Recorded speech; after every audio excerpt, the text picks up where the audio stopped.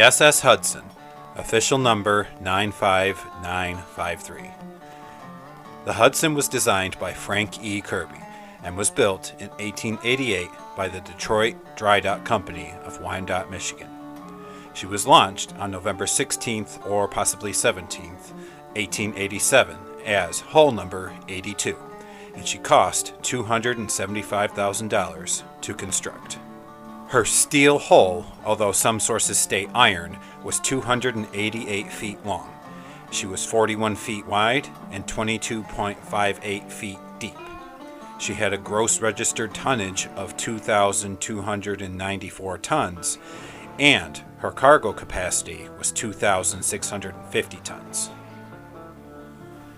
The Hudson was equipped with an 80 RPM or 1,300 horsepower triple expansion steam engine, which was per the norm around the time of these ships' constructions. The engine was also powered by steam with 2 Scotch Marine boilers, which had a working pressure of 160 psi. Both the engine and the boilers were built as well by the Detroit Engine Works of Detroit, Michigan. The Hudson was also equipped with a single fixed pitch propeller with a diameter of 13.6 feet. She also had an identical sister ship named the Harlem. The Hudson was built for the Western Transit Company, a subsidiary of the New York Central Railway Company of Buffalo, New York. On May 9, 1888, she was enrolled in Detroit, but on May 15th, she was registered to Buffalo. On October 24, 1890, while in Duluth, Minnesota, the Hudson collided with the wooden steam barge City of Nicollet, sending the Nicollet to the bottom of Lake Superior. Frank E. Kirby was a marine engineer and architect. He had prepared plans and specifications for the refitting of the Grant, the Sherman, the Sheridan, Logan, and Thomas, and was also a consulting engineer as well. Kirby was mostly specialized in paddle wheel ships and steamship designs. Perhaps his most famous vessel, the Tashmoo, was a paddle wheeler launched on New Year's Eve of 1899.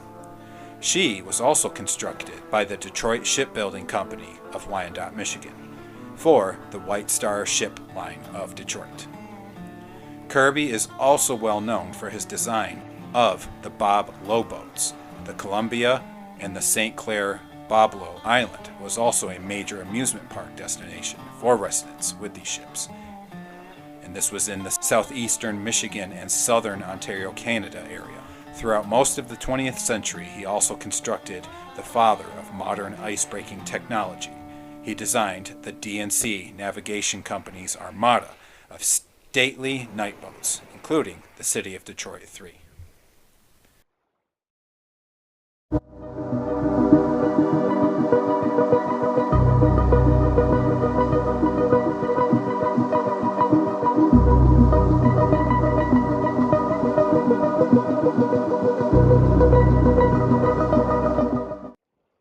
On September 15, 1901, the SS Hudson left Duluth under the command of Captain Angus J. McDonald.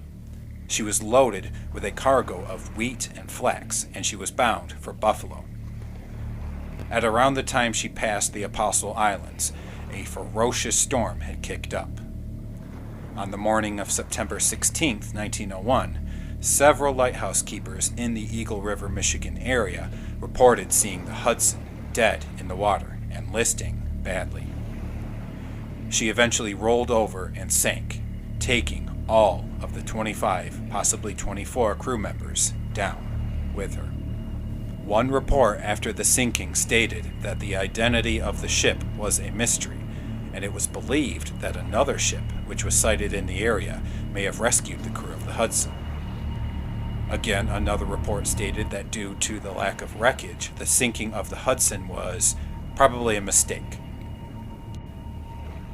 On September 20th, 1901, a fishing boat found 2 masts that matched the ones of the Hudson, one painted black and the other yellow. Over the next several days, much more wreckage was actually found, and a few bodies of the ship's crew from the Hudson washed ashore.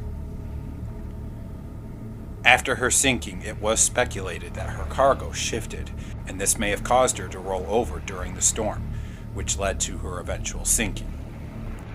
However, it is also possibly believed that she may have had engine trouble as well, thus being why the reports from the lighthouses stated she was spotted stalled out on the lake. However, these are conflicting reports.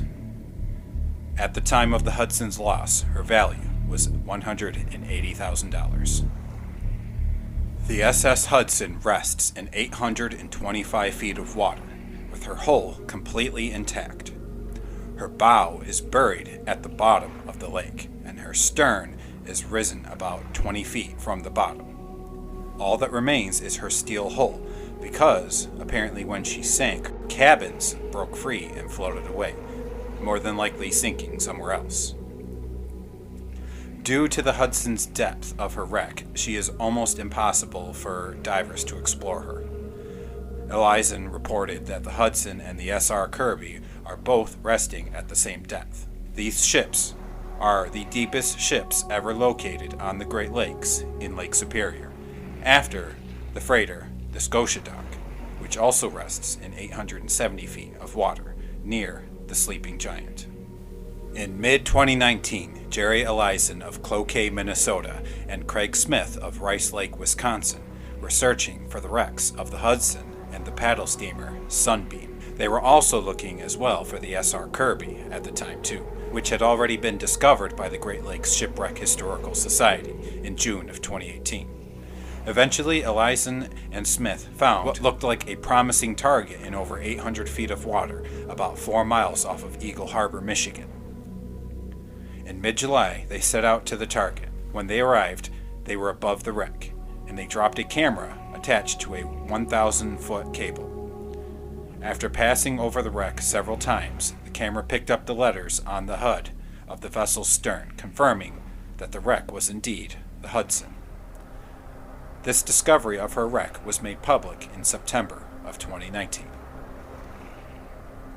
What do you guys think about the Hudson and her sinking?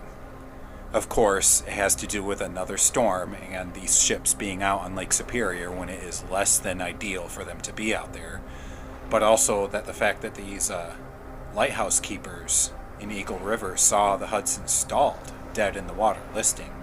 So was that because of the cargo possibly moving all to one side and her being overloaded again, which is not an uncommon thing for these ships that we've learned through over these stories? Or possibly maybe she sprung a leak and that also caused or contributed, to her sinking as well and listing. Not sure.